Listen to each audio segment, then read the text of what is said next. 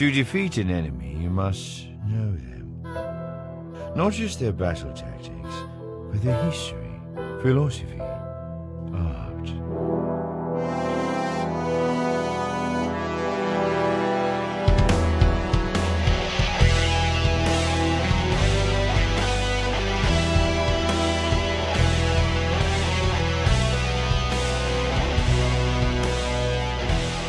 Welcome to the Chiss Ascendancy podcast.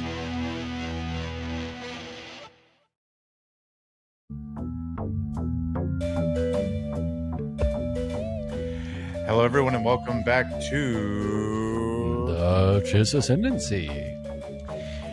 You are listening, watching, and enjoying episode 131. If we keep doing this, we're going to get to 132. The Chiss Ascendancy podcast, and thank you so much for joining us. I am Josiah. Samuel's here, and we actually have kind of a trifecta going here tonight. Myself, Samuel, and Chance is here. Thank you guys for hanging out. And tonight, guys, we are going to be discussing Maul, Shadow Lord, chapters 7 and 8, respectively, individually titled Chapter 7, Call to Oblivion, Chapter 8, The Creeping Fear, which, fun fact, The Creeping Fear was the working title for the Phantom Menace. You know, they have kind of something that they call it for the long time before the actual one comes out. So The Creeping Fear was actually the Phantom Menace's working title. Fun fact. Yes, the Creeping Fear is also what I refer to as my middle school years, where I didn't break 5 foot until 8th grade. The Creeping Fear is also what I call what I had to do just now in the restroom before we started. Oh, Lord. So real quick, what we'll do, because Samuel made a really good point, these chapters, because they do release them 2 at a time, they kind of run together sometimes. And so real quick. Yeah, like Josiah, right before this podcast, they get the runs. Exactly. Yeah. Just like me, I don't want to get too descriptive here. So we'll just do a breakdown real south quick. Fast, guys. Wait. Everybody, hold on. Ba-doom, boom, boom, boom. Let's start over. All right, let's start this again. All right. So chapter 7, okay, where we're at is that Empire is on Janix. The Inquisitors, singularly at first, Marok is on the hunt. He's doing his best Arkham Asylum impression of just kind of lurking in the shadows. To do my best. He was doing his best Arkham Asylum. I knew Samuel was not going to let that go. Yeah, nothing like a speech impediment to really get it going. Not even for my wedding did I spare Chance. Dude, so true. We get there. We're on Janix, and the Imperial lockdown is tightening every moment. And so you have the Jedi with Master Iko Diodaki.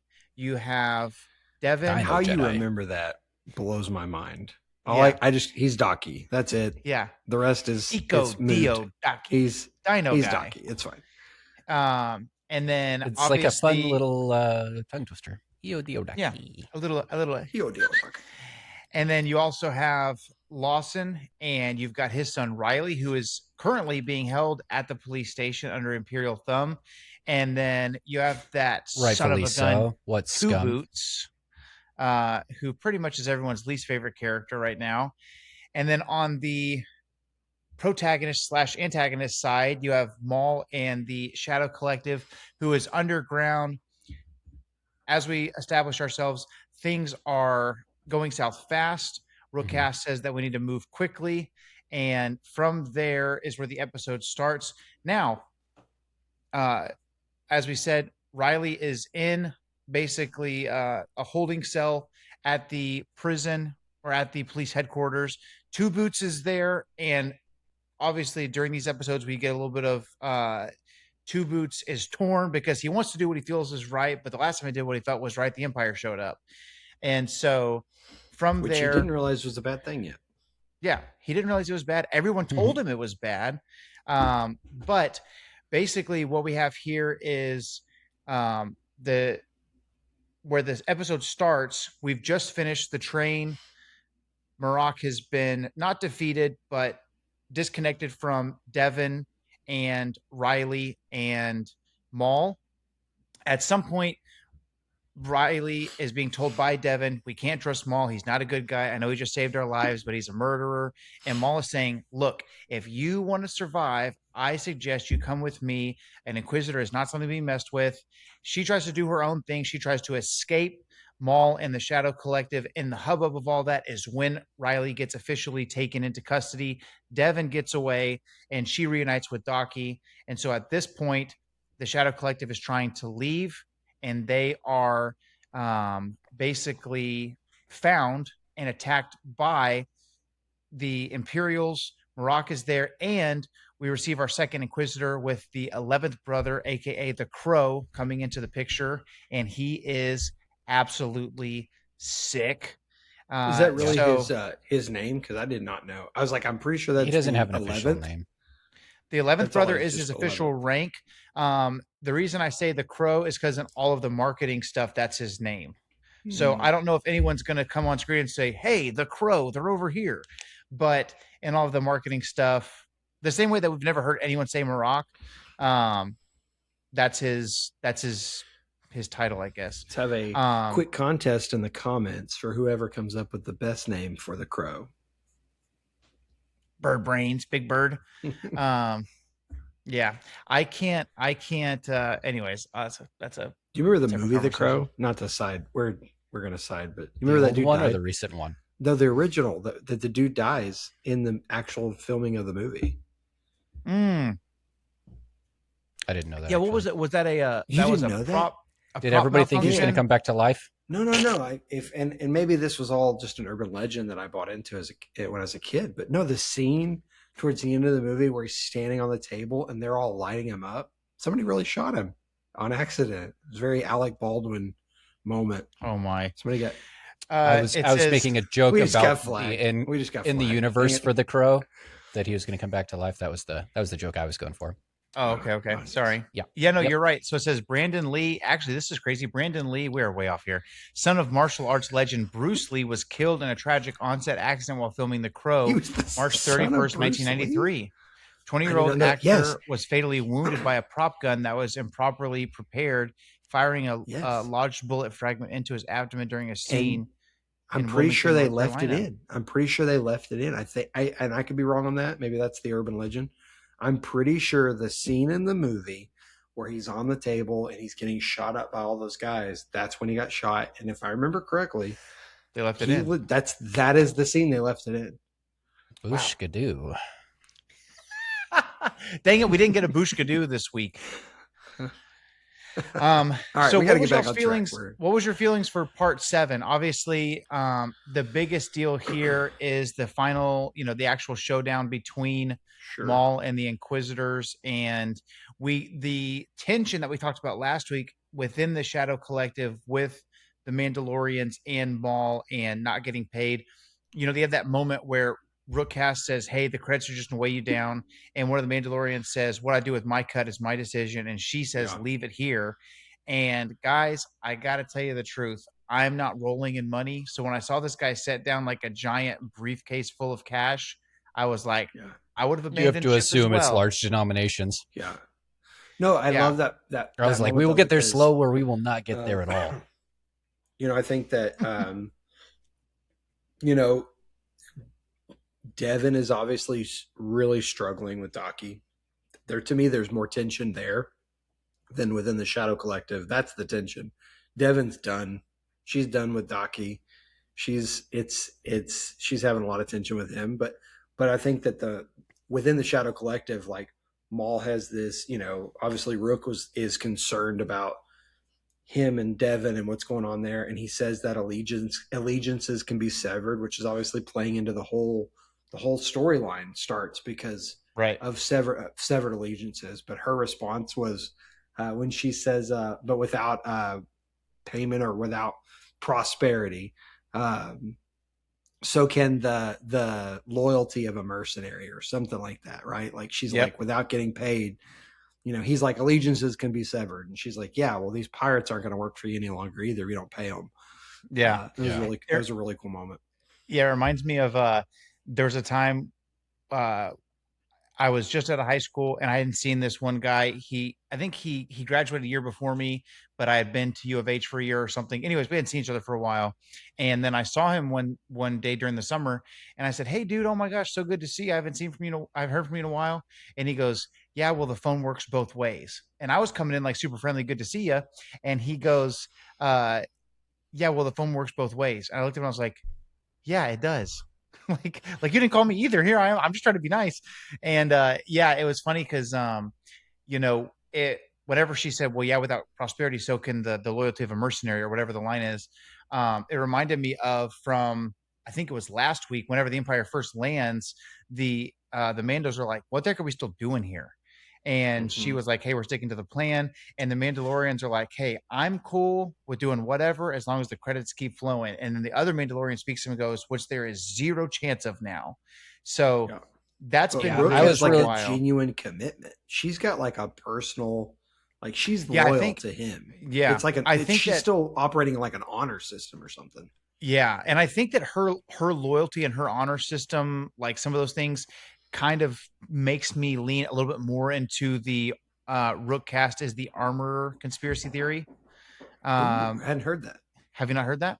It's a pretty popular one. The one. reason I would say no is because her helmet's off 95% of the time.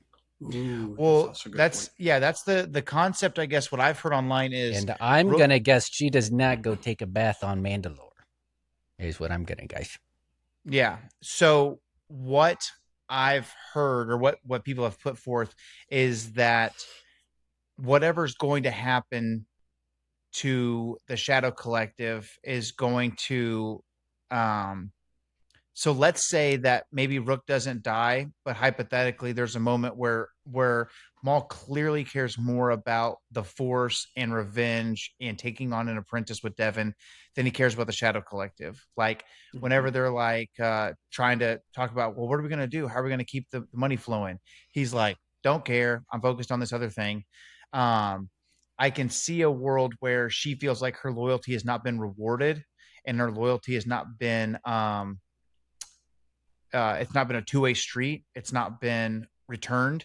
And so if it disbands, maybe she finds her place in life by helping the other Mandalorians recover. So almost kind of like what you're saying. I agree, Samuel. She's definitely not going to be able to cleanse herself in the pools of Mandalore, but maybe she takes the creed for the first time, because the creed was not like everybody always did it. It seemed like something that developed over time of like, hey, let's return to our roots to get back to where things began. We got all, and we got into the politics of the galaxy, and we got involved with Maul, and we got involved with the Republic. Yeah. Let's just return to ourselves and be Mandalorians once again. Yeah, tragedy is what could, tragedy oftentimes pushes people towards tradition, like because they want that something that seems old, tried and true, steady. And so maybe it's some sort of tragedy pushes her, or maybe it's the eventual betrayal by Maul. Obviously they can't run together forever, and so at whatever point, maybe there's a moment Maul is going to choose Devin over Rook, right? In that moment, which would be devastating. Maybe that sparks that, absolutely. And so maybe there's this moment. Yeah, I love it. I had not heard that. I don't spend a lot of time on social media, so I had not heard that that conspiracy. Yeah, Samuel, I can tell that you're not a fan of the theory, but what are your thoughts about how I relate to the Mandalorians who are looking to dissent because of all the times that we had to sit in the corner while Mom shopped for shoes for about an hour and a half. It's like, what's this doing for me? Yeah, this is getting nowhere fast. I'll tell you what. I'm ready to Bushka do the frick out of here. You know what I mean? I'm ready to. McDonald's isn't going to buy itself. You know what I mean? Maul's dealing with these deep traumas where he's looking in the reflection, going, "I hate you," and Samuel's dealing with the deep trauma of shoe shopping with y'all's mom. Dude, equally devastating. I'll tell you what. Equally devastating. That's awesome. I've seen both sides of the coin, and I wouldn't pick either, to be honest with you. Yeah, I'd rather be betrayed by my master, who is also kind of my father figure. Yeah, that sounds much more in my wheelhouse. We don't need to get So- into this. We don't need to open this can of worms with you guys. as we get into towards the end of the episode, really a lot of really good stuff happening. I know that a lot of people are I have a hard time not just focusing on everything going on with Maul and the Inquisitors and the dark side and the memories.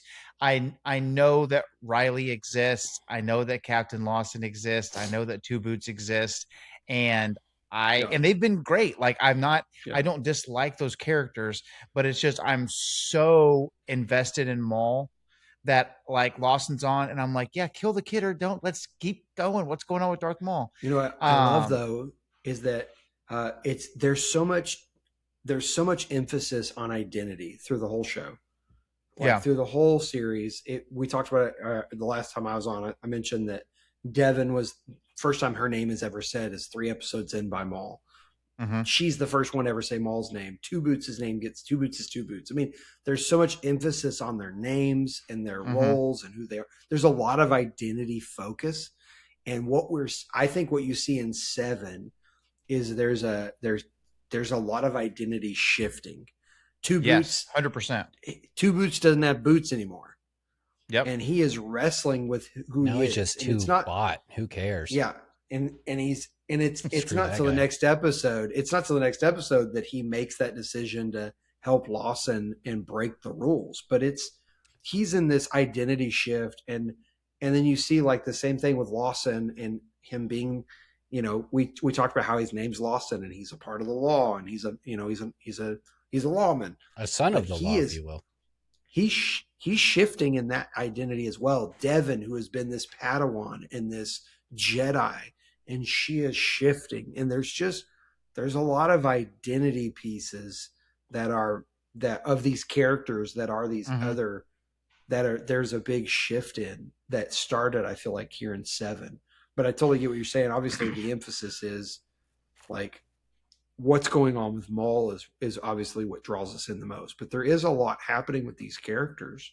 It's cool that I feel like they have invested a lot in the overall tone of the characters by building them, and then it seems like they're all shifting at the same time. And I feel like you really start to see it here in episode 7. I'm very grateful that we're getting a season 2 because I can't see a world now. They don't have to do 25 minutes an episode. It could be like episodes 9 and 10 are like 45 minutes to an hour a piece if they wanted to. We have no idea of, no way of knowing, but I'm grateful that we have 2 seasons because I'm like, dude, there's no way we could wrap up what the heck is going on in the next 2 episodes, which, by the way, I want to let you guys know. Most people probably know by now, but if you're listening to the podcast, it's probably going to come out on a Friday, May the 1st, Saturday, May the 2nd at the very, very latest. But you need to be aware that Disney is releasing Shadow Lord finale, chapters 9 and 10, at midnight local times. So the East Coast will get it at 11 o'clock our time. We'll get 12 o'clock our time. And then West Coast will get it at 2 our time, but midnight their time. So that's a 2-sided So what you're saying sword. is use an East Coast VPN is what you're saying. You could if you wanted to. I would just make sure, because the other thing is, if there's other time zones that are way ahead of us, that there could be spoilers online and stuff too. So until you're ready to watch, don't get online. And then instead of having to wait till 2 a.m. to watch or wake up the next morning and watch it, you can actually watch it at midnight if you want to on May the 4th. So Sunday night going into Monday will be the finale. And then so moving right down the storyline, really the real crux of the whole situation takes place as the Empire basically has closed in on the Shadow Collective before they can get to their ship. And you have the Inquisitors are there, and it's Marok and it's the 11th brother, and they are all in on attacking Maul. They're all in on nobody's getting to the ship. And in the meantime, while Maul and Rook and the Mandalorians that are still on board with them and everything, and the two Zabraks, Scorn and Icarus, while they're all fighting to get to the ship, the Mandalorians who were not loyal, who were like, screw this, they just made us burn our cash, we're getting out of here, they take off, and you get this little snippet of how powerful the Empire is, how powerful these Republic gunships are, because you have a Mandalorian warship getting ready to take off, and these 3 gunships come around the corner and like skadoosh, and they just blast these guys into oblivion. So we've lost a few of our Mandalorian commandos, which is nothing to shake a stick at. So we've lost 3 or 4 of those guys. They're gone. And more importantly, our transport is gone. So now it's like, hey, let's just fight our way out of here. And if we know anything about the Empire, we know that they're like ants. It's like, oh, you killed 25? Here's 25 more. The Empire always reminds me of Hellboy. It always stresses me out when you watch the original Hellboy. And it's like, Samael, if one is struck down, 2 more shall arise. And I'm like, how the hell are we going to kill these guys? Every time you kill one, these guys are 2 more. And that's how the Imperials are. But destroy the eggs. Yeah, you got to destroy the eggs. That's what it turns out. But got to destroy the Imperial eggs. I've never seen Hellboy. I've never seen Hellboy. Imperials hatch from an egg, and you have to kill the eggs. Is the secret. I don't know if you would care for it, but it's a really cool concept. That surprises me you haven't seen Hellboy because you're a big comic book guy. Yeah, but I'm not a dumb comic book guy. Whoa, okay. All right, shots fired. We're going to go ahead and no, I just kick Chance off the I just chat. don't like it. It's not my jam. No, I got you. It's really good. Chance, would that tickle your fancy? Little Heaven Boy. Heaven really Boy. Boring. He's really boring. Yeah, there's no. It's not cool. No. But anyways, the real showdown is between Maul and the Inquisitors, and let me get y'all's thoughts on this, because this has apparently been an extreme point of contention in the Star Wars community. So Maul fights Devin and Daki, and Daki wounds is the wrong word because it's mechanical, but he attacks Maul's robotic leg, right? Damages the leg. Some damage. We see it get kind of repaired. Very funny, Samuel. We get some repair done by the Zabrak brothers, but it's still not 100%, right? So we have kind of a on purpose handicap going into the fight. And then you have to believe that that's because the creators are like, we're just going to get so much gripe if Maul even has an ounce of struggle against even 2 Inquisitors. Right. To your point, I got to take him down a bag. Yeah, I watch all sides of the spectrum of Star Wars. So I do not feel like my opinion is the end all be all. I know on one side we've got Star Wars Explained and Alex and Molly, and they are like Lucasfilm's darlings, and they get taken out to events and they get free stuff from Lucasfilm and stuff like that. And Alex knows more than almost anybody on the internet, and I like listening to what they think about things, and they're typically pretty positive. On the other side, you have Star Wars Theory, who is kind of like on his own side, and he's got the biggest Star Wars YouTube, and he's got his own fan fiction movies that he makes, and he's got a very successful, started his own lightsaber company and stuff. And I'm very I think he's a huge fan. I think they're both very big fans, but they're on kind of different sides of the spectrum. Star Wars Explained is like very pro Disney Star Wars. Star Wars Theory is like finally some good Disney Star Wars after 15 years, finally Maul Shadow Lord. And I watch and listen to a lot of people in between and everything, and it's been very like 50-50 whether we feel like Maul should or shouldn't have just completely wiped the floor with these 2 guys, specifically because Marok was beaten so easily in Ahsoka, and especially because the 11th brother was like a one-hitter quitter in Tales of the Jedi against Ahsoka without a lightsaber. So that's pretty embarrassing.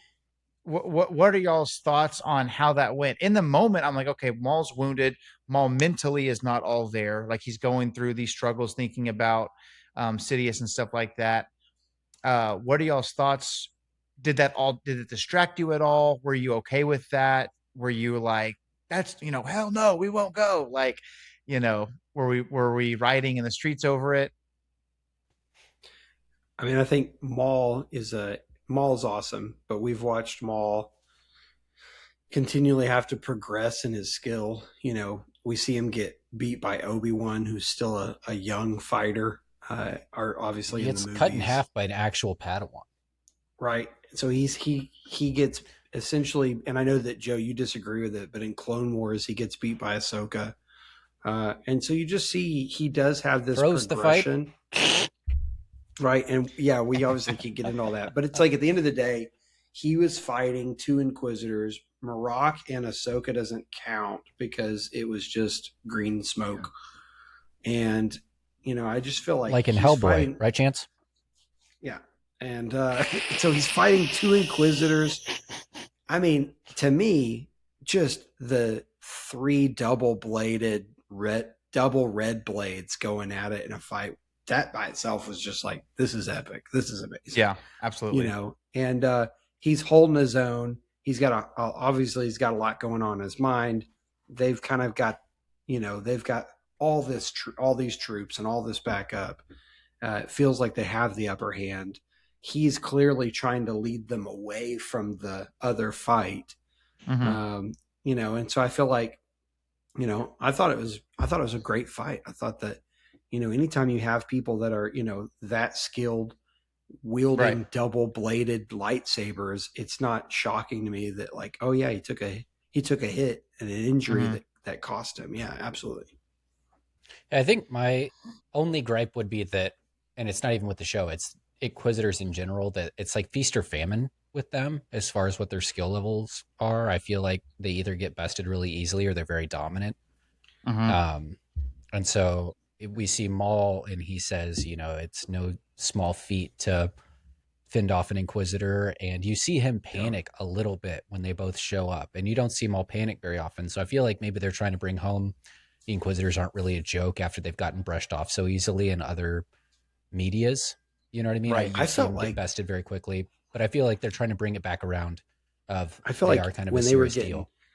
like you could, to me in episode 8, when that ship comes to when their ride comes to get them, you know, this is after Maul's pulled the ceiling down on everybody. I feel like even through their masks, to me at least, it seemed like there was almost like a defeated look on them because they had him, and then he pulls this thing down, and they barely Mhm. escape out. So maybe that You was got to just believe there's both the end of they're frustrated because they had him dead to rights, and then Right. the other end of it is there's probably a lot of pressure because Palpatine has an individually vested interest in the death of Maul. They had him You dead don't to see him rights in the say, sense "Hey, of Palpatine the wants you saber dead." fight.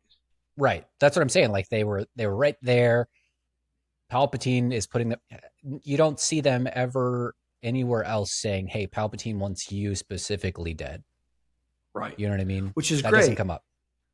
I'm saying though that they had him dead to rights in the saber to saber battle, but Maul's clearly stronger in the Force, and Right. so it's like Yes. they had won in one sense, but had almost forgotten in the other. And so for Maul to be like, you know, for him to me at least, I felt like that there was like this, yeah, we got our butts kicked when that ship came to pick them up. Like that's what it looked like to me. It was like, yeah, pick us up, we got our butts kicked. Yeah, the And I other don't thing think it is necessarily has to be one thing or the other. You know what I mean? I think it's a complex emotion, and this is kind of a complex show, so I think it's meant to convey that for sure. yeah, I think the other thing is like in the original trilogy we see so many people like, you know, it's almost like in the Old Testament whenever Saul is like, yeah, well we came to do a sacrifice, you know, and Samuel's like, I didn't want a sacrifice. I gave you an order. sacrifice, okay? And so, yeah, exactly. So I think the point being like, was Maul defeated? Yes. But Marok specifically states the Emperor wants you dead. And they had him beat, but they did not kill him. And I think Right. that's kind of the point Chance made was like, dadgummit, we just had this freaking guy It's exactly like, where we wanted him. was Palpatine defeated by Mace? Some argue yes, but others argue that he just was waited not. and then he was like, ah, you know, like Yeah, exactly. Maul He, exactly. like took Maul, the was same fixated playbook. on the apprentice. Yeah, Maul takes the same apprentice playbook. He's like, oh, takes you beat precedence. me. Ah, you know, like there's this other side of it that he's not just a lightsaber wielder. Yeah. He is a Force wielder. He's Feeling You is know. mutual goes pretty hard. Yeah, the Emperor wants you dead. The feeling is mutual was pretty awesome. Pretty great I sign off do line. think, you know, in Rebels, one of the like lines that really sticks out to me is from the end of Rebels season 1. Spoiler alert, you've had 10 years, but the Grand Inquisitor is dead to They haven't watched rights. Rebel season 1. What are they doing here? Let's be Yeah. real. Yeah. Kanan has him It's beat, not the show for you. and Kanan has the Inquisitor beat, and he actually, if I remember correctly, he like extends his hand, like, "Hey, there's a way out of this. You know, I'll save you or whatever." And the Inquisitor is holding onto the catwalk, and he looks and he says, "Some fates are worse than death." And he lets go, and he lets himself die because he's so freaking afraid of failing Darth Vader. And so, Would not you be? well, that's the point I'm making is like, Yeah. did they defeat Maul? Sure. Did they kill? Obviously, like Scorn, you know, pour one out for our brother Scorn, who ran in there and like sacrificed himself for the greater good, which ended up Had to really boosh not do turning off to out the too much. afterlife. You know what I mean? Bush do off into the afterlife. And, you know, that was brutal. And I think also that really played a part. You see it emotionally affect Maul because Icarus is so, you know, you see him scream, "Brother," which obviously triggers Maul's memories of what happened between him and Savage with Sidious. And, you know, is he stronger in the Force? He pulls everything down. I do think that, you know, Theory was saying the Inquisitors most of the time were failed Jedi who had bitterness, and that was kind of like the foot into the door of turning them to the dark side. That's kind of the story we've gotten about a lot of these characters. The Grand Inquisitor is kind of the exception. He was a Jedi Temple Guard, and he was not given access to some of the deeper libraries, which is what pissed him off, and then that's what helped turn him. But most of them are like, I would say, knights at best. And his gripe was Maul handles Daki and Devin pretty easily. A lot of these Inquisitors are Padawans or maybe knights who got turned. Daki's a master. Clearly, neither of these guys are masters. And I agree with that point. The counter I would say is Daki, up until the very last moment, has stated like, we're not going to kill. We're not going to kill. We're not going to steal to survive. We're not going to kill to survive. That's some of the frustration with Devin is like, so we're just going to beg and freaking and starve a whole life. And so Daki's just now coming around to the concept of you know, it's kill or be killed out there. And so I don't think necessarily that Daki was holding back. He was trying to capture Maul. I also think that the dark side, how do I put this? You could have a dark sider who is not as powerful as a light sider, but they're much more willing to do something that's extreme. They're much more willing to kill. They're literally dark siders because they give into their emotions. So two Inquisitors, Yoda, even if they were right? knights originally, you know, could be a more formidable foe than a Jedi, in my opinion. He said, well, he goes back to Yoda, right? He says, not more powerful, it is easier. You know what I mean? It's more like seductive. it's a quicker route to power. So even if you have somebody's trying to play by the rules and get to the greater power via the light side, there's going to be some curve and skill jump, you know, going to the dark side, having easier access to power. There's also something to be said about the Inquisitors have likely fought people with lightsabers before, and Daki and Devin, that's their whole thing. They have only sparred. That's a really good point. Daki's never fought lightsaber to lightsaber outside of sparring that we're aware of, at least, and it wouldn't make sense in the timeline for him to have done that. And same with Devin, obviously. Yeah. So they've sparred, whereas the Inquisitors have had real live action rounds of fighting. That's a really good point. Jedi masters and fight. They've had to do this before. And so not to mention that, but whenever you watch the Tales of the Empire and it's the three arcs, kind of whenever you were over at the house the other day, Chance, you have these people, and when they're originally recruited, the final test, they kind of take this from the old Royal Guard stuff from the Crimson Empire comics from way back in the day, which is a really, really fun comic series. But they take the last trial from that, and they use that in Tales of the Empire, where it's like, okay, here's a closing circle, kind of like a really small version of the Hunger Games where the field is closing, and they're like, hey, here's one lightsaber, and whoever makes it out, maybe you'll have a chance to join our ranks. And that's your test to get into the Inquisitorius, not to mention the journeys you go on. And the other thing I was thinking about, just kind of as you were saying this, um, whenever Maul has fought other duelists in the past, um, Jedi, per Yoda's quote, the Force is for knowledge and defense, never for attack. So Maul has always been the aggressor anytime he's ever fought. Like when he's fighting Qui-Gon, you know, what it's funny because Qui-Gon's sitting there meditating and Maul's like a tiger pacing back and forth, ready to kill. And Maul is the aggressor. It clearly throws Maul off in the Phantom Menace when Obi's a little willing to go a little dark there. When that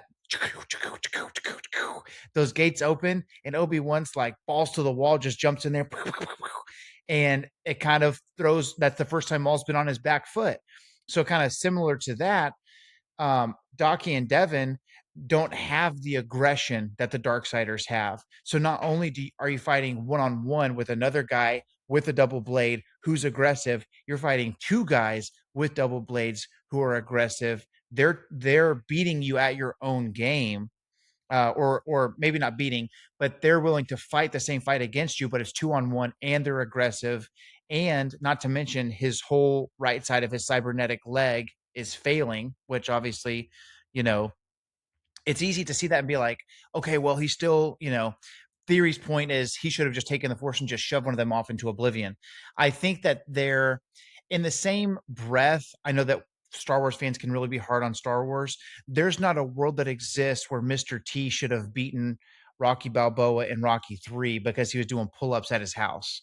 That world doesn't exist. It's a setup for a comeback, right? And every time you watch it, you're like, oh man, Clubber Lang, he's doing push-ups at home. He's going to kill Rocky. Rocky's distracted, you know? And then whenever Rocky makes the comeback, it's that much cooler when he does beat him.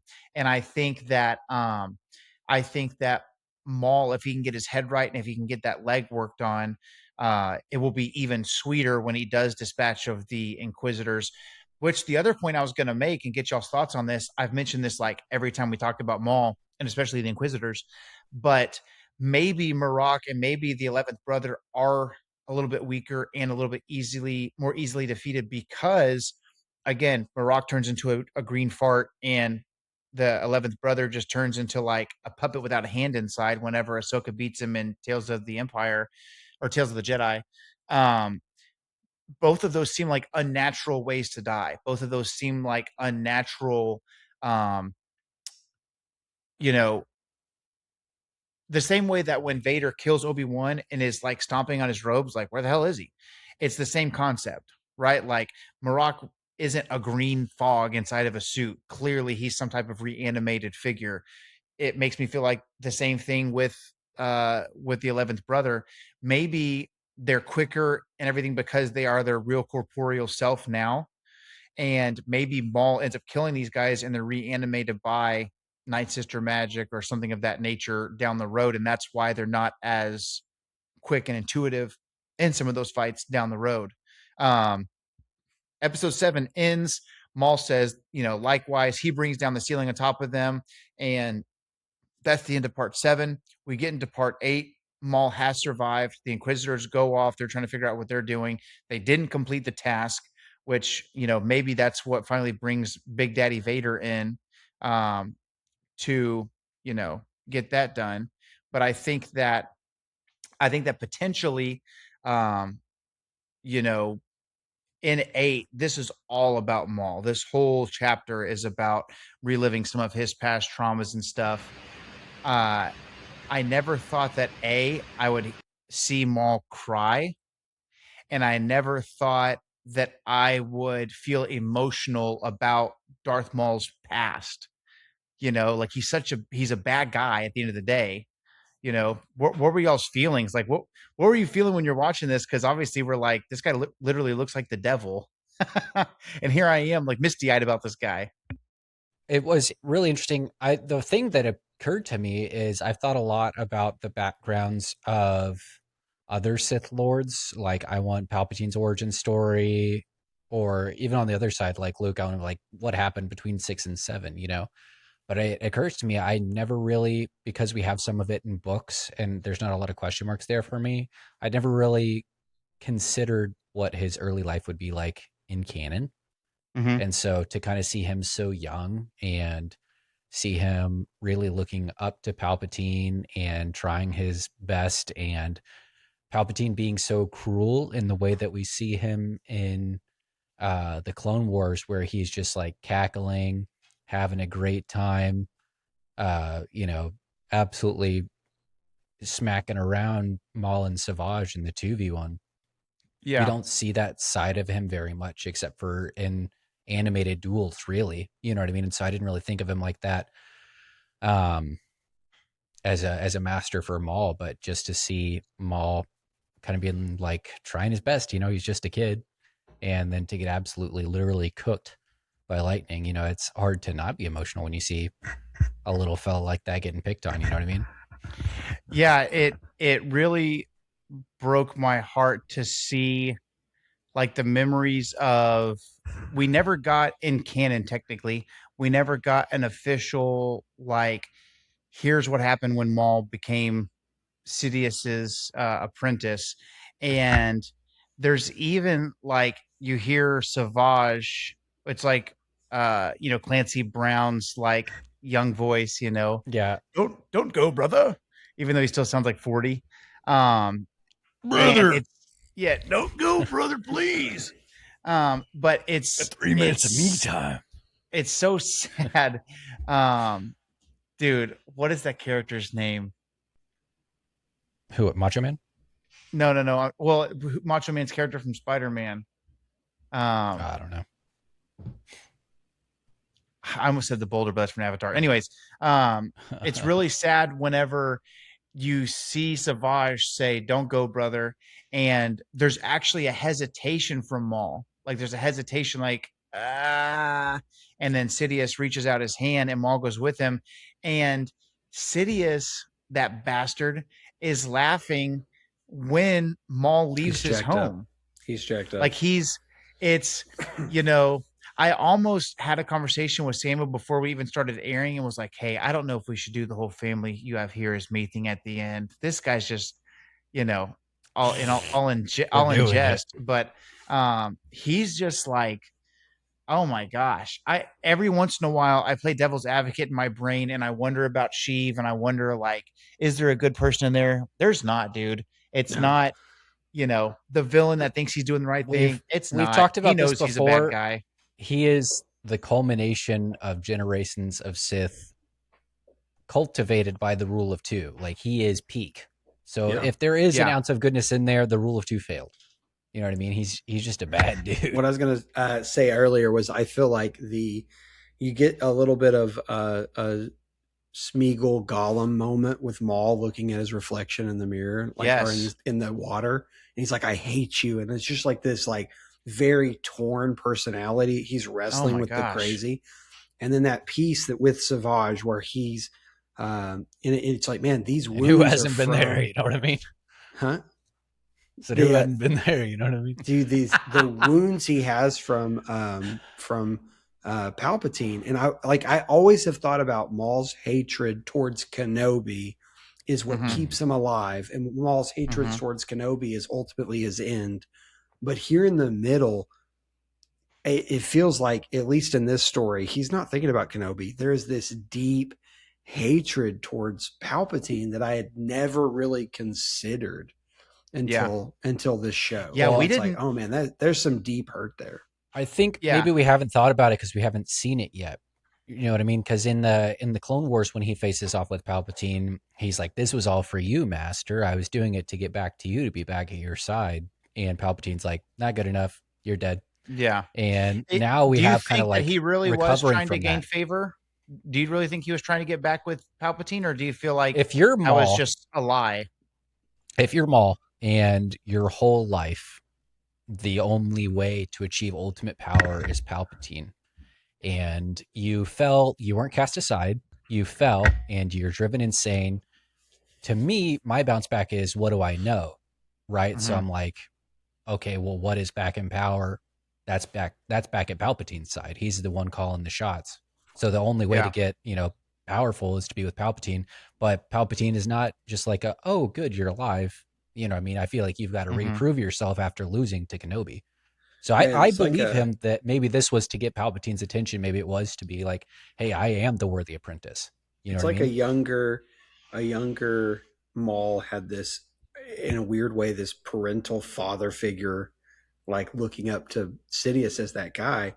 I think, to me, the most poetic thing in the episode that really jumped out at me is you see Palpatine punishing, disciplining Maul when he Mhm. fails with his, he's force lightning him, or not force. Punished. Yeah, he's like, and then you recall like the fight between, like when him and Savage fight Palpatine.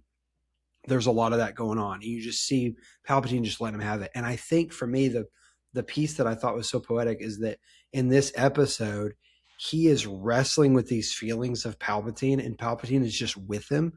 And I think that the leg injury and the way that it sparks and it arcs, like the way that the electricity jumps, I think it's such a picture of that. Like, it's a part of him, it's with him. Mm. And I couldn't help but notice when Palpatine, like, you know, electrocutes him, or I forget what the term is for that, right? But when he is doing that to him as a younger Maul, and then like right after that, you see him walking, processing, and it's just this, because the same thing's happening on his leg, and it's what Mhm. keeps knocking him to the ground. It's what keeps holding him back. It's this, and it's just like there's this lingering wound that Right. I think that they were leaning on purpose, that this electrical short circuit in his leg, and Mhm. maybe I'm just overlooking into it, but it just seems like the short circuit in his leg is kind of a A reminder.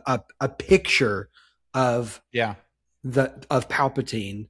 It is the wound, it is the injury, it is what's holding him back, it is what makes him fall. It's the Mhm. struggle, and I It's thought that was really weird. cool. Yeah, Go well, ahead, Samuel. I think for Maul, if I'm like in his headspace, I'm trying to be Maul right now, right? The enemy is weakness. And Yeah. so when he's Palpatine's apprentice, he doesn't picture Palpatine as the enemy. He pictures himself as the enemy. He's too weak. He's not good enough. And so when he's like looking in the puddle, like he said, I hate you. It's like he's too weak to do what he wants to do what he needs to do. And so now he's crippled again, and Mhm. Mhm. he just feels weak again. You know what I mean? And so I think Yeah, but the part of it is reflection's just the like, younger him. That's who he says, I hate you to. but It's he's the weaker when he's younger. You know what I mean? Yeah. So it's like he never got strong enough. It's like the past him just never improved enough for present him to do what he needs to do. Yeah. It could be that he was angry at his younger self for being weak, and it also, what I got from it, and obviously it's up to the interpretation of the viewer, but the thing that I got out of that moment from when he says he hates himself to his younger self was that it's just shame. It's just regret and remorse from the kid that made the decision to go with Palpatine. Should have never went with Palpatine. It's almost like it's two different. It's it's self-loathing because he's not powerful enough, but it could also be self-loathing because ultimately he's had power. Like when he was the head of the Shadow Collective toward the end of the Clone War, like he had several syndicates under his control. Like literally, probably as far as singular beings go, I mean, is he not one of the top like 5 most powerful beings in the galaxy at some point? And it never amounted to anything. And like maybe he should have just stayed all those years ago. He thought he was doing the right thing by leaving with Sidious. Maybe he should have just stayed and been Savage's brother all those years. Maybe he should have just been Talzin's son all those years. Would have killed him either way. Had he been stronger, at one point he says, my family, my mother, my brother, or I can't remember if he says his mom or not, but he's like, he goes through that list and he's just like, Mhm. Yeah, these does. are the people I You have took failed. everything from me. Yeah, and these are the people I have failed because I have not been powerful enough. And I think that that's Right. in that. He doesn't say it, but that's in there. And I think that's in that self-hatred of, Yeah. it's not just his hatred for others. It's his like, I hate myself too. and there's like this deep. It's kind of like Vader's suit. Ironically, I'm wearing the shirt.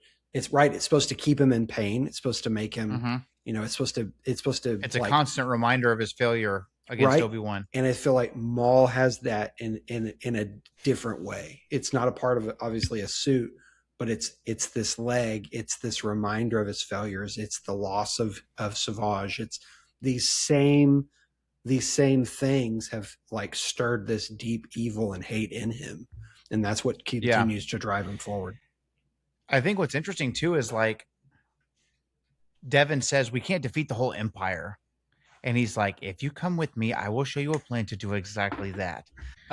Real quick question for you guys. Whenever his leg started short-circuiting, did you think potentially he was going to revert to when he was on Trash Can Planet and he would do like some force-imbued leggery? Yes.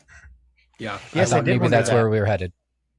I thought he would just like pull upon like all this random bull crap and just have like Earthbender cool rock legs. Yeah, that would have been sick.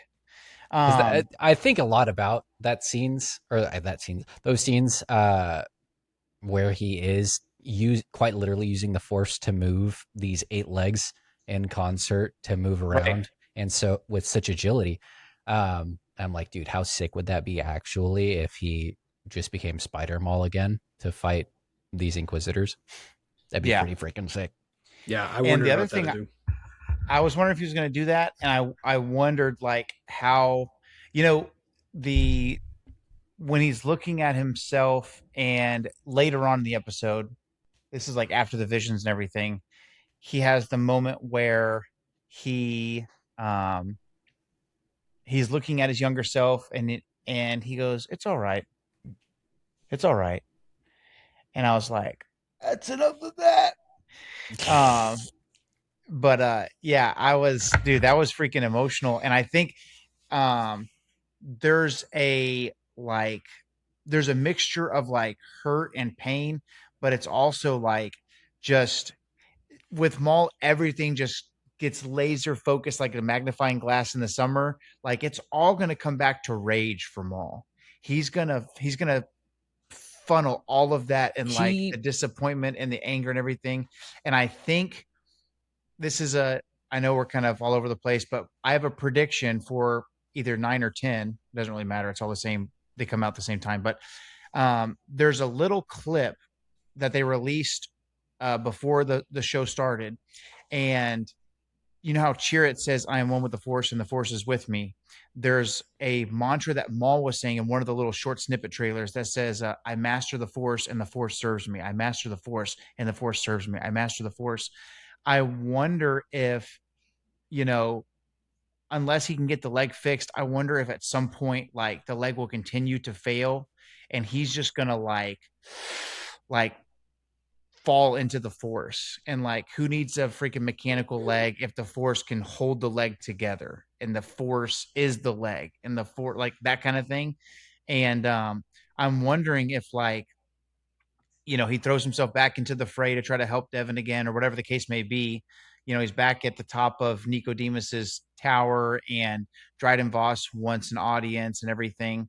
By the end of episode 8, like he's back in charge. He finds his way back to the Shadow Collective. His leg is still messed up, but he's just driven forward.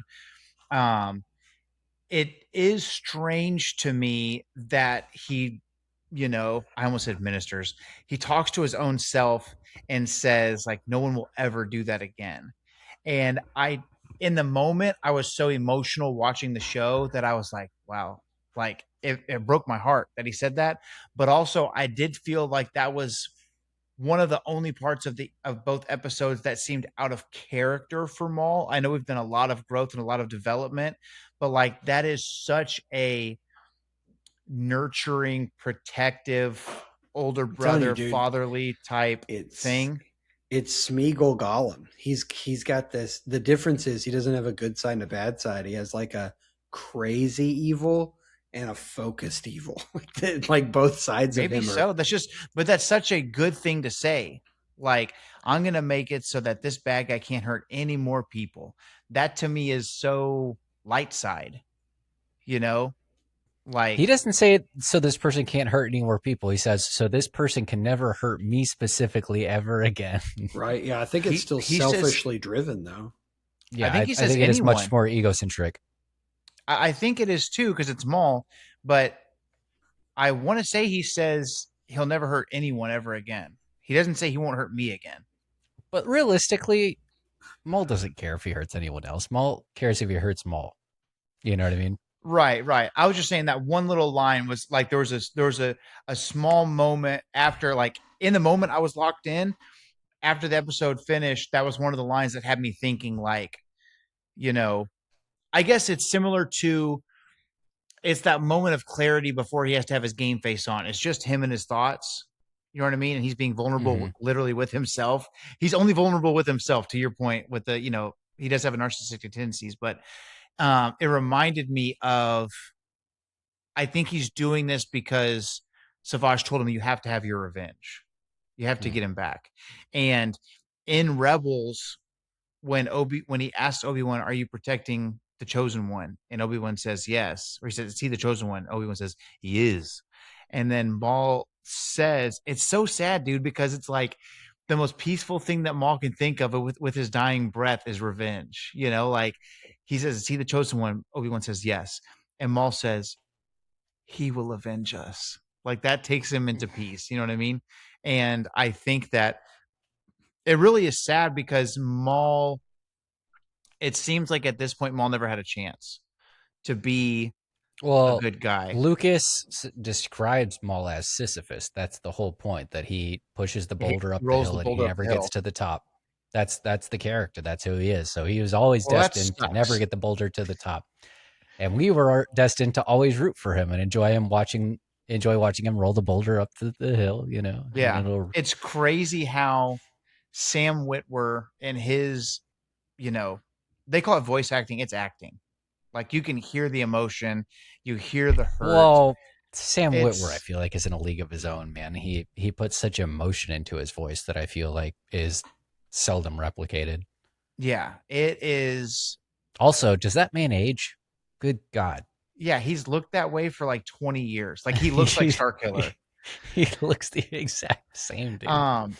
Yeah, it's crazy how like Darth Maul, when we first meet him all those years ago in the Phantom Menace, he has like two lines, and I always think about how like uh I can't remember what part of the fight it's in. I want to say it's when Obi-Wan is like hanging down over the ledge, and Maul's over him and he's doing this number here, and Obi-Wan's thinking about Qui-Gon's lightsaber, and Maul does this thing where he like bares his teeth at him. You know what I'm talking about? He's like, Mhm. and that little snippet, that is Maul's character for the last like God knows how many years. And then Clone Wars happened, and then Rebels happened, and now this is happening. And they took like this wild animal and they made him this freaking complex. I mean, I'm to the point now where like I know Anakin's the main character and I know that he has the depth, but it's like I don't know, dude. Like Yeah. Anakin had every chance to succeed and he gave it up. Maul, I almost find myself rooting for Maul as a character more than I do for Anakin as a character. I I feel know like that's crazy. That's Star Wars Well, heresy. I you've know. you've seen the whole Anakin story, you know what I mean? Like, it's the rise and it's the fall, and we had the end before we had the beginning. But Maul, I feel like you almost believe there's like some level of success that he can achieve. Yeah. I think it's just the American dream, you know what I mean? just Like, the you want to see the overall underdog win. the Yeah, overall story absolutely. development though is just so well done. I mean, you've got Yeah. Anakin's story development is, and obviously, and y'all obviously you guys did an entire episode on the animated Star Wars and how much it brings to the table, and especially in regards to the development of Anakin. If you've never been into the animated, you're probably not going to feel about Anakin the way that we feel about Anakin. If you've Right. never been into the animated, you're not going to have those feeling towards Maul. And both of these characters are probably some of the most developed character Yeah. arcs in all of Star Wars. And I think that probably the next after them would maybe be Obi-Wan, just in the sense of like a combination of animated and live action development, these Mhm. characters have, Maul really does, if you're just a movie guy, which is what I was for a long time. Maul was this cool character that's gone. But Right. when you include the animated, the development is massive. And so it is likened to an Anakin type story. These are very well developed characters. Yeah. Yeah. He's getting what I refer to in my mind as the Dooku treatment, where for the longest time I hated Dooku, even throughout like when the Clone Wars was shelved and it was kind of, a closed series until they brought it back for the final season. I hated Dooku. I thought he's such a wiener.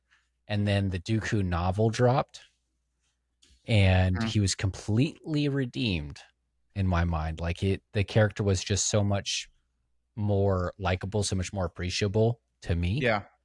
Tell Um, this guy about Jedi Lost. He's read Master and Apprentice. He hasn't done Jedi Lost yet, but Dooku's his favorite Darksider. well, okay. If Dooku's your favorite Darksider now, It's just I going to like exponentially Dooku. grow.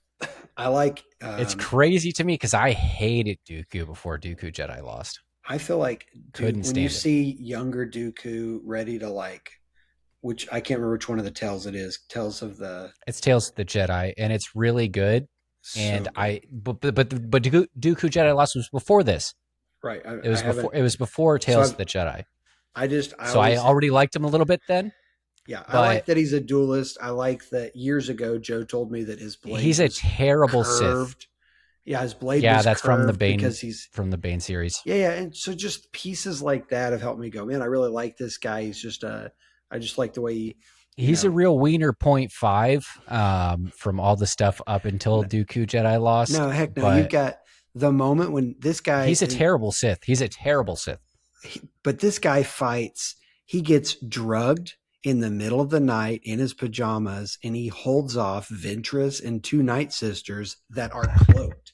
I mean, that was the moment that I went, okay, Dooku, this guy he's knows cool. how to use a lightsaber. And that's my favorite Dooku skin in Battlefront 2, the exquisite pajamas. I use it exclusively. But he was a terrible Sith. The whole thing is like he's a diplomat. He's basically like a politician with mind powers. I hate his guts up until Dooku Jedi Lost. And then he was more likable as a character. I still think he's a terrible Sith. He's a terrible Sith.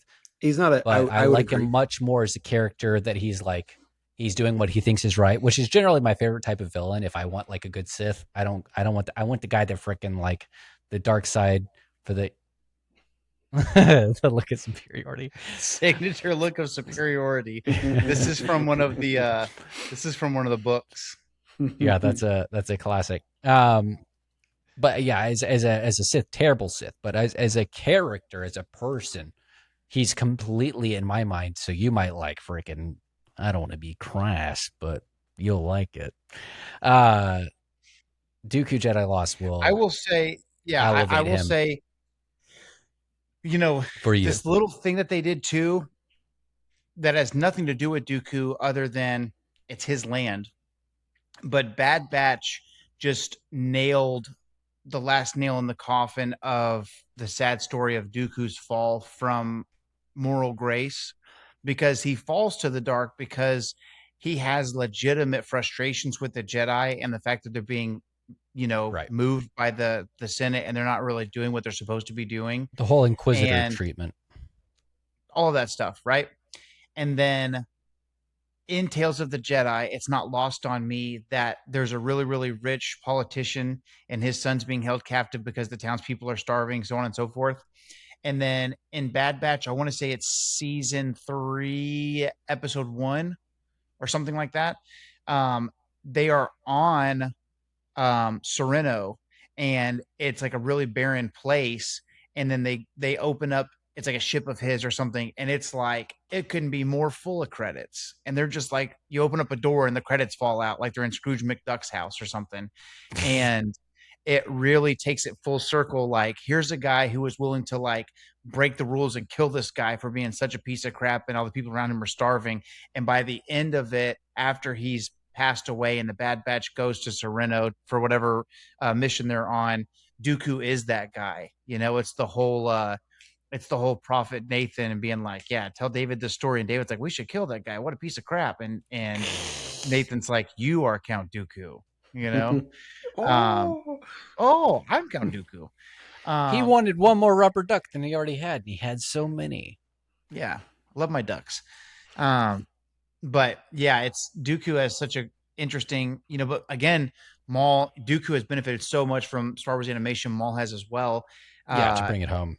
By the end, Maul comes out ready for business. He comes out ready for business. He is ready for business. Dryden Voss wants to meet for business. So we have the Mandalorians still to some extent. We have the Pikes back in our grasp. We haven't heard from Black Sun. I would love a Prince Gijor thing, but I don't think we have enough time yet. Papa Gijor. But and the Dryden Voss drop is going to be cool. Obviously, it's closing. That's pretty huge. That's pretty huge. And I saw the interview with Sam Witwer where he's talking and he's saying that his mind was blown when he saw the final story for Eps 9 and 10, where, you know, I think the story just takes a crazy turn. And if Sam Witwer had his little mind blown by what was happening in Maul's little world, one can only imagine. They had a Star Wars night at Disneyland last night, and Sam Witwer made a surprise appearance, and he said, I could not wrap my head around the final product when I got to see 9 and 10. You are literally not ready for 9 and 10. It's the craziest thing I've ever seen. I'm stoked. So I think we're close on time. Any final thoughts, gentlemen? Hang on. We're hanging out. My thoughts, real quick.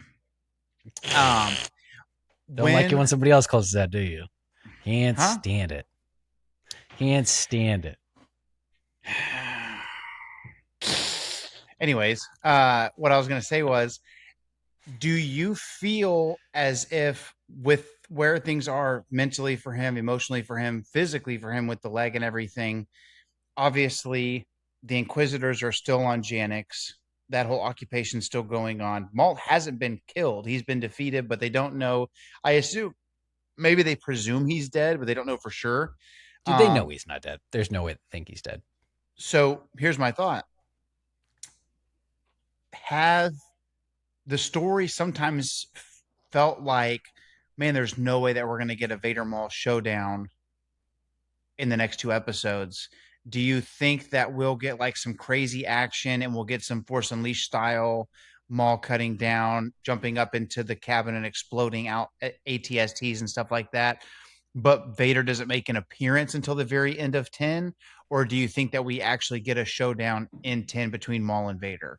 Because I'm starting to lean towards a Vader cameo and not a Vader battle, to be honest. I don't think a Vader showdown. I will say we were promised a lot, maybe a lot is an exaggeration, but we were promised some allusion to the Force Unleashed. And unless I'm mistaken, we haven't really seen much yet. And I played the Force Unleashed through 6 or 7 times. I'm curious if we do see some crazy Force powers from Maul that maybe allude to what Starkiller did. Force Repulsion is my favorite. If we saw something along those lines, that would be mighty delectable. That's the jump up and push out. Yep. The hamster ball of the Force. Yeah, I've always wondered why we never got lightning from Maul. Like, Vader would have been able to do it. Was it not for the suit? Dooku does it. Sidious does it. Like, it's a pretty strong, like, I know that's like master level stuff, but it always seems to me like, and maybe this is because I've read the Bane trilogy so many times, but it always seemed to me like some people have an affinity for it and some don't, where like Bane was crazy with the Force lightning, but Sith sorcery wasn't really his thing. Yeah, and Xana was stronger in the sorcery side of things. Right, but as far as like elemental power, she didn't even approach Bane's level. So I'm curious if like, I don't know, maybe Maul, if I had to pick a spec, he's just a duelist, you know what I mean? So like he would be more of the Twi'lek master What if he from the despises Bane it? trilogy. You know, what if he despises it? It's what I feel like Palpatine that's used not very against him. Sith-like. You know what I mean? Like you would be like, okay, well, how do I be better than that? Well, he's Yeah, not a Darth. but How to I be stronger? yeah, I see what you're saying. Like, I just don't identify with that at all because it was literally used to torture me. Yeah, not identify with, but feel like- maybe feel maybe like it's that's a something he weak wasn't approach trained to in. it. Yeah. You know, what's interesting is it kind of, I'm not trying to poop on the sequels, but someone as powerful as Maul, who they maybe haven't done a great job of spelling it out, but he has a very deep knowledge of the Force, I imagine, if he literally worked with Sidious from a young child. Sidious had to at some point believe that Maul could be the heir apparent to the throne. And so he is training him in all these things. All that to say, it makes me laugh to think about Rey accidentally doing the lightning in Rise of Skywalker. If we Yeah, don't well, feel she like does her Maul little has, autistic spin. yeah, Maul doesn't have an affinity for it, or maybe he's doesn't want to use it because he was tortured with it or whatever the case. But Rey is pulling on the ship in the sky and then accidentally lightnings it. Thank God Chewie wasn't on that ship after all. out of the sky. So let's say that he can get his crap together and the leg is fine. And we'll ask one last question, then we'll get out of here. A Vader showdown where Maul's leg is either put back together by the Force or been, fixed up again. Probably will pound. I know that the initial, like, oh, Vader, of course, is the answer, but really search your feelings. Do you think it's a dog Palpatine? walk? Yeah, Or do you think that Palpatine dog walks, of course, but Vader, I the think it suit is. is made to impede him. It's made to make him slow. It's made to make him unable to move. Maul is literally all of those things.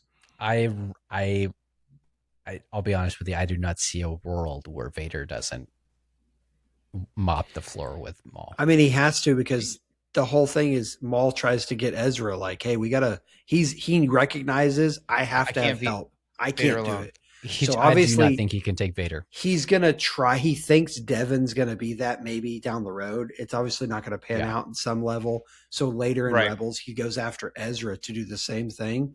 I think that he has to get whooped bad enough that he goes, I can't do this. I have to have a Padawan. I have to have somebody. As formidable as Anakin is, Vader is Anakin without restraint. You don't think that Vader's weaker than Anakin? No, I do not. Strong disagree.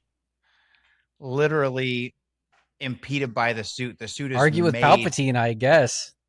What do you mean? Palpatine put him in the suit to limit him. Palpatine turned Anakin into Vader so that he could have an apprentice who was, quote, stronger than either of us, talking to Yoda. When he's talking to Yoda and says Vader will be stronger than either of us, he hasn't been beaten on Mustafar yet. But that was still the intent, right? The whole idea is that he would be stronger. I just don't see. I mean, Anakin is more mobile. Is that what you want? Midi-chlorians are literally in the life force. So if you lose your arms and your legs, you literally are less of a person. You literally have less midi-chlorians. You're literally less powerful in the force. I do not think that isn't a true argument. Palpatine's idea of recruiting Luke was to replace Vader. I think Palpatine by that point is disposed of the rule of two. Maybe so, but Vader, the suit is a punishment. If he wanted him to, if Vader was weaker than Anakin would not have lost to Kenobi. Anakin lost to Kenobi because of hubris. Anakin thought he could out Obi-Wan. Hubris or not, there's strength in the Force. So you're saying if Anakin wasn't stronger than Vader, Anakin would have beat Obi-Wan on Mustafar, but then Obi-Wan mops the floor with Vader once he falls into the Force in the Kenobi series. Vader wasn't there yet. You know what I mean? I think it wasn't there yet. He gets stronger. Vader does stuff that's freaking crazy that Anakin could not pull. I think the whole point of Vader is to develop Anakin. I think that the suit is an extreme limiter. It's a punishment. I do for not his think failure. it is enough of a limitation to say that he's weaker than Anakin. He gets beat both times by Obi-Wan. He gets beat as Anakin, and then he gets I do not think that it is enough of a limitation. First of all, Obi-Wan is the Jedi. Everybody says Yoda. For me, it's Obi-Wan. So to lose to Obi-Wan is no great disgrace to me. But I think agree. Vader is the crazy stuff we see Vader pull off. His whole thing is compensating for the suit. I was watching frickin' Survivor season 8, and a guy without a leg made it into like the final 8. Like, just because you have a mechanical part of your body doesn't mean that you can't compensate for it. My point is that the suit was not meant to augment his abilities. The suit was meant to. I get it. To be I get painful. what you're saying. If you read Dark Lord: The Rise of Darth Vader, it I talks about how it's a painful experience. He literally had trouble sleeping because of how painful it was in the suit. But what can you channel pain? What can you channel pain into? Anger, your emotion, which is essentially the key to manipulating the dark side of the Force.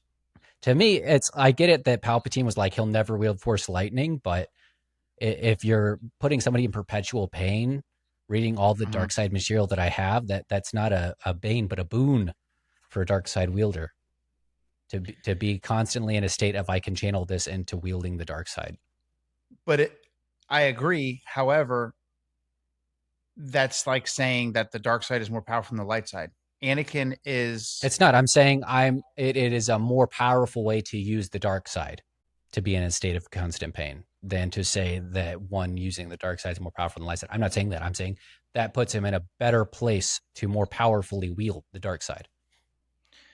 So you don't feel like the suit was an impediment at all on purpose? I don't think it was at all. I'm saying that it was not enough to say that Vader is weaker than Anakin. I don't know, dude.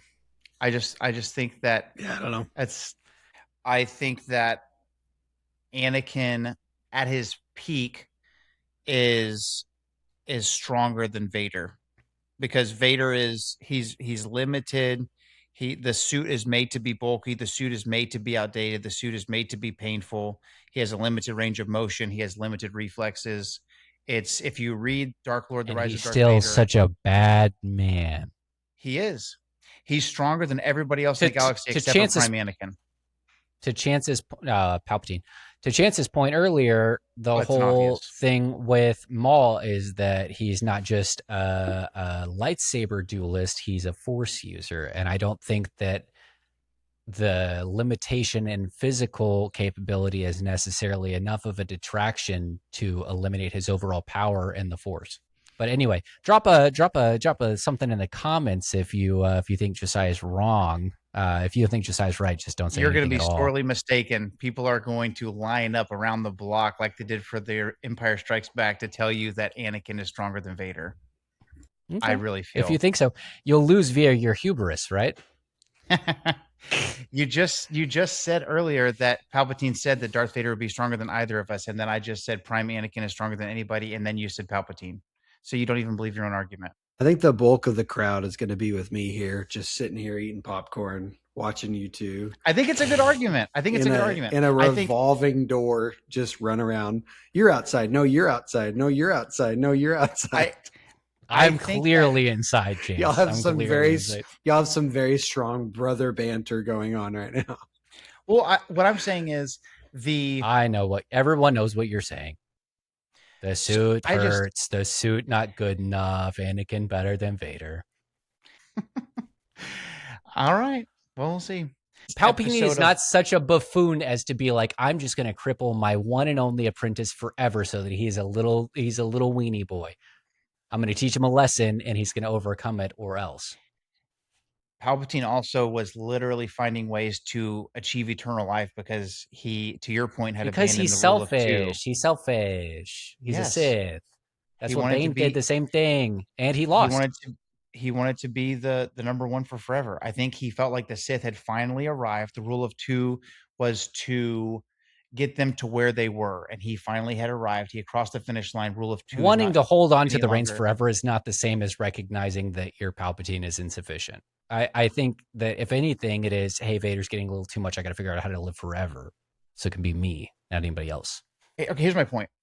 If Palpatine wanted to, he could have had a suit made for Vader that would have made it easier for him to fight. So like Grievous had freaking a lung sac and a brain, and they made it where he had 4 swivel wrists to make it more efficient for him to kill Jedi and lead the Separatists, so on and so forth.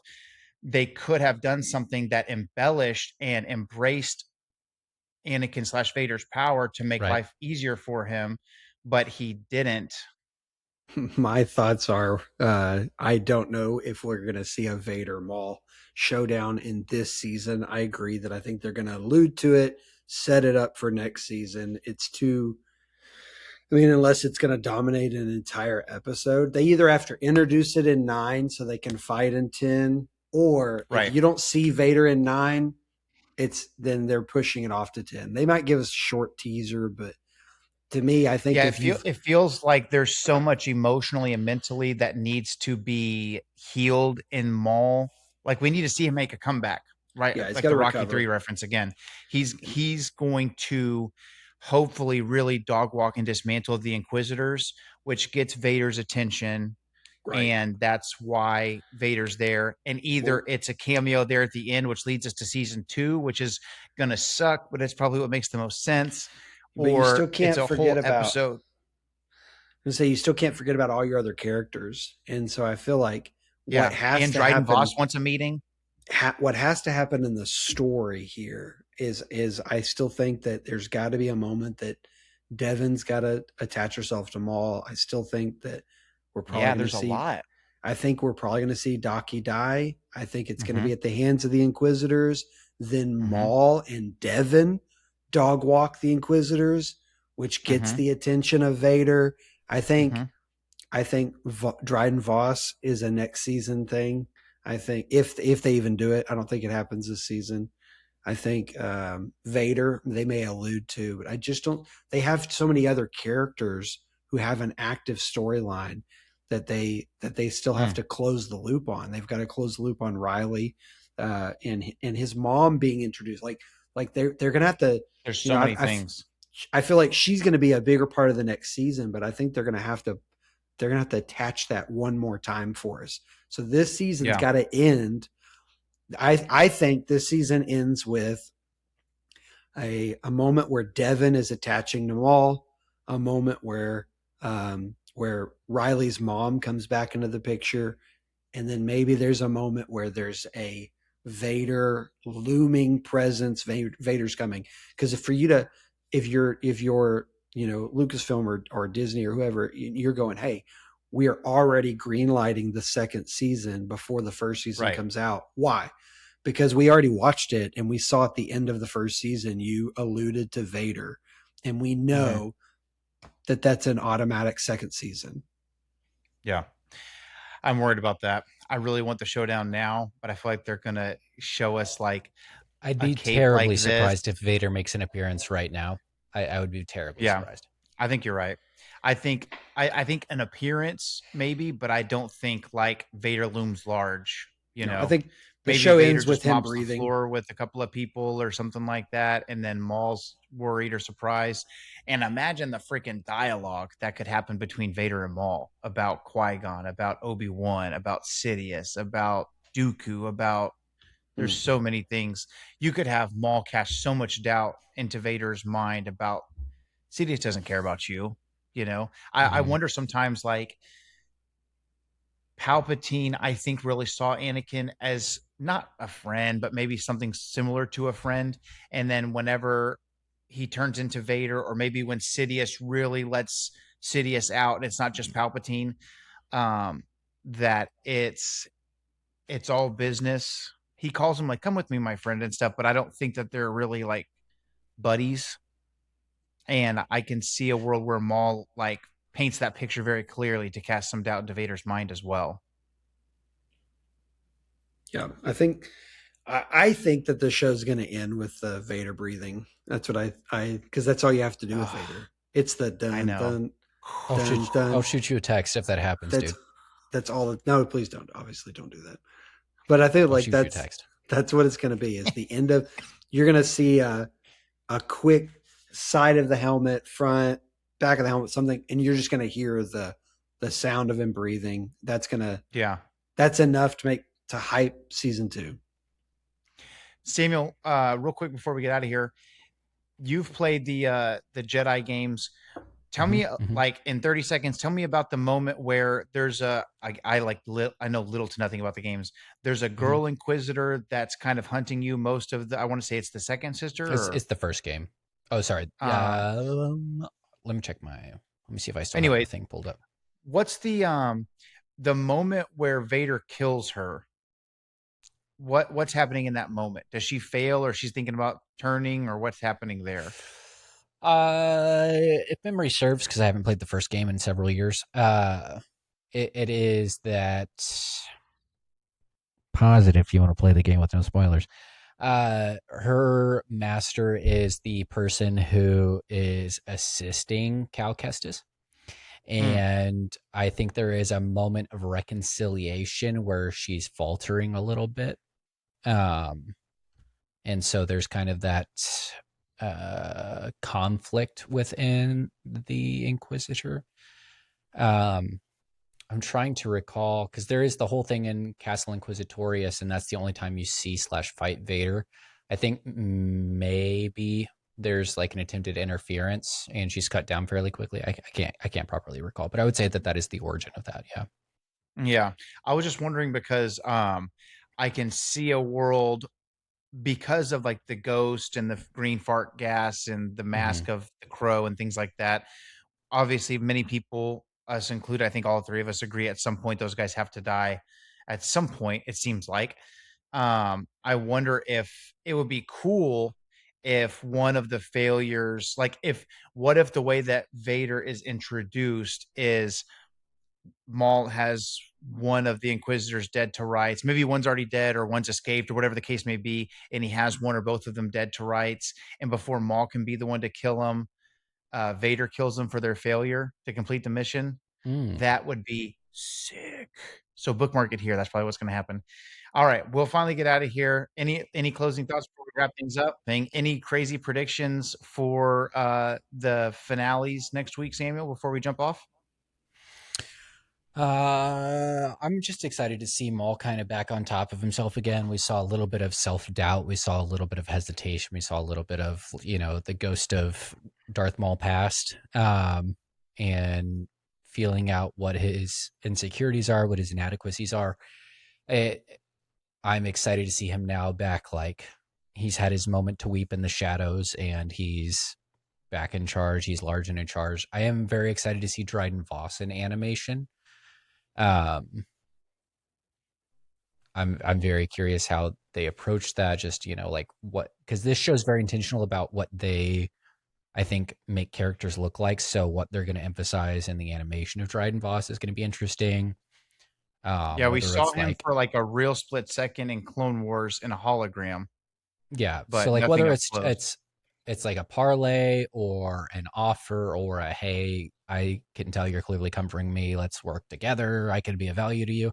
I don't know. I'm very interested in how that plays out, because I feel like that's more of the Maul storyline. That's where the connection to Kira has to start, right? Somehow. Right. Yeah, right. I wouldn't be shocked if, I guess Kira's still really young at this point. This is like really early on. She's quite down the road, but yeah, I think that this is the start of what was teased back in 2019, at the end of Solo, when we had the Maul cameo, and it just went nowhere for the longest time. So I'm excited to see that finally close the loop. Yeah, so I don't really know if I have any predictions. I'm just kind of excited to see where the story, because again, Sam Witwer's like, the thing I love about him is he's more than just an actor and kind of a staple in the Star Wars world. He's a Star Wars fan. And so if his mind is blown with what's happening in these next 2 episodes, I'm just really excited to see how that unfolds. Yeah, me too. Thanks, guys, for hanging out. Don't forget, if you made it this far, like and subscribe. Don't forget to send this to all your Star Wars friends and family. And remember, the Force will be with you always. And also, the only family you have here is me. See you next week. Let's see what's going to happen.